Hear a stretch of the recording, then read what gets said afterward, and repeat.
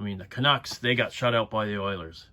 The Canucks, they don't have as big a lead as they once had for a third or fourth place.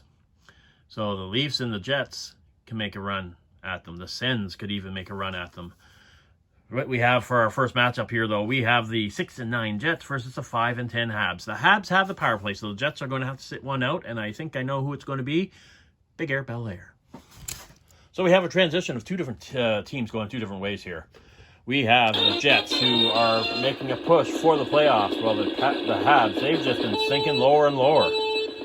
So here we go. What's going to happen here? Let's go! Race number 1. Who is going to take this win? It is lane 5. It is a power play marker.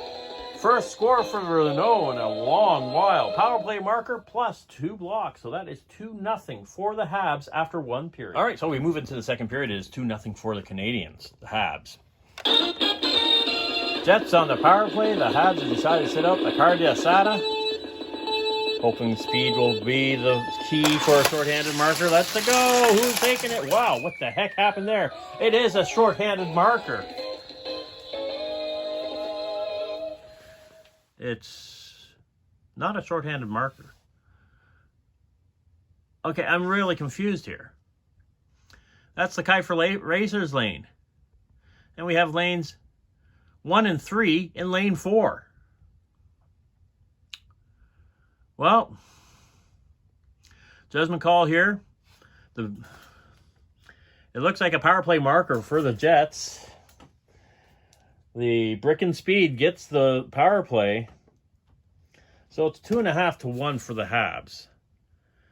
Oh, there may have to be a replay in this. That's just a bizarre finish there.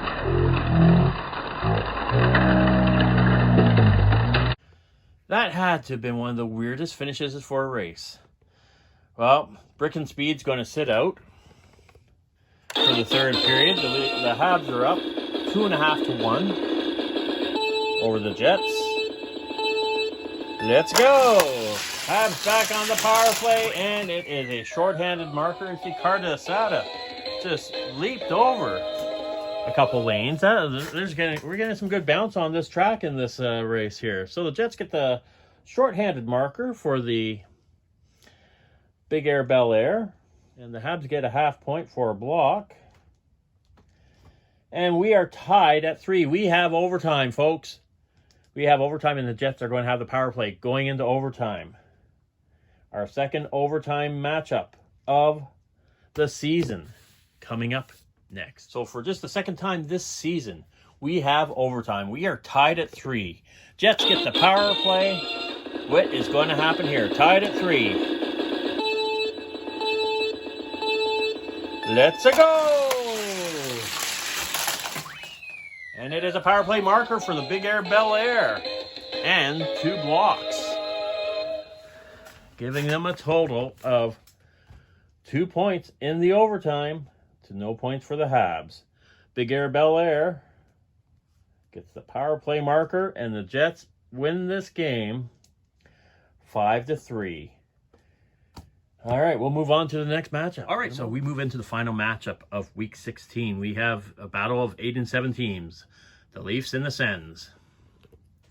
And the Sens have the power play, so the Leafs are going to have to sit one out. And I have a feeling the car they're going to sit out is the McLaren F1 GTR. So let's get these guys set up.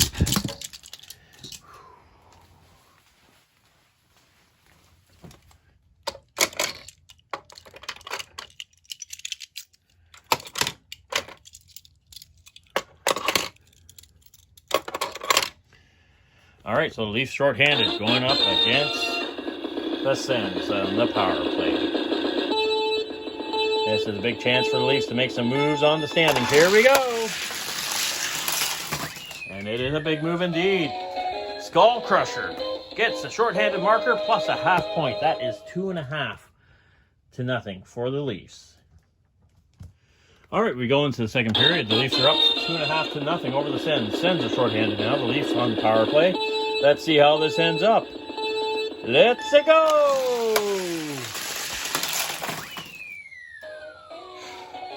Shorthanded marker. No trap points because the 57 Chev got smart and jumped lanes, but it is 2 points for the Sens. Short-handed marker for the Night Burner.